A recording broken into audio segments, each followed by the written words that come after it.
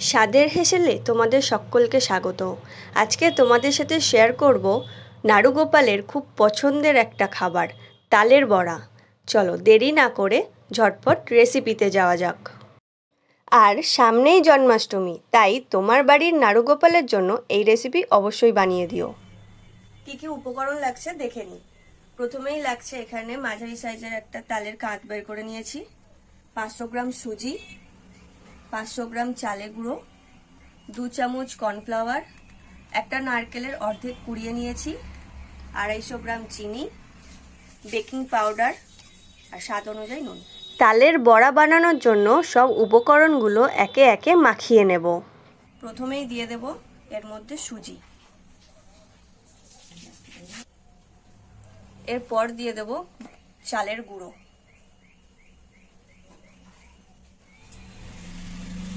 কর্নফ্লাওয়ারটা দিয়ে দেব, নারকেল,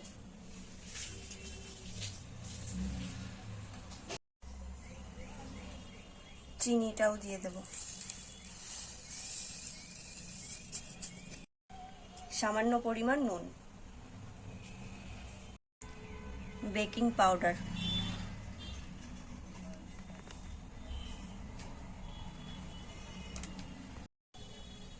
এবার সব উপকরণগুলো ভালোভাবে মাখিয়ে নেব।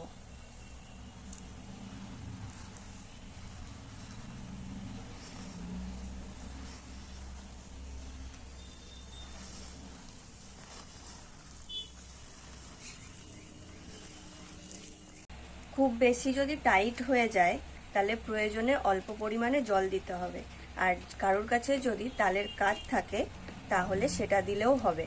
আমার কাছে নেই তাই জল দিলাম। এইভাবে ভালো করে ফেটিয়ে নিতে হবে, তাহলে তালের বড়া কিন্তু খুব সফট হবে। যত ফাটাবে তত ভালো। মাখানো কমপ্লিট হয়ে গেছে, চিনিটা গলার জন্য কিছুক্ষণের জন্য রেস্টে রেখে দেব, তারপরে পরের স্টেপে যাচ্ছি। বড়া ভাজার জন্য এখানে অলরেডি আমি তেল গরম করতে বসিয়ে দিয়েছি।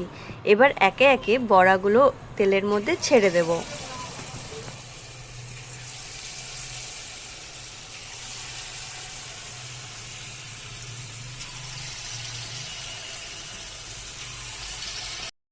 তালের বিভিন্ন রেসিপি আমার চ্যানেলে দেওয়া রয়েছে, তোমরা চাইলে সেগুলো চেক করে নিতে পারো।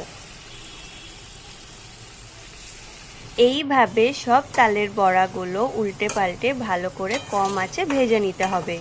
হাই হিটে ভাজলে তালের বড়া কিন্তু বাইরে থেকে পুড়ে যাবে আর ভিতর থেকে কাঁচা থেকে যাবে, তাই অবশ্যই লো আঁচে তালের বড়াগুলো ভেজে নিও। তালের বড়া ভাজা কমপ্লিট হয়ে গেছে, এবার এগুলোকে সব তুলে নেব।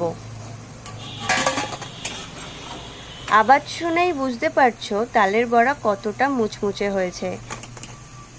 ভিডিওটি যদি ভালো লেগে থাকে তাহলে একটা লাইক, আর স্বাদের হেসেলে যদি নতুন বন্ধু হয়ে থাকো তাহলে সাবস্ক্রাইব করে পাশে থেকো।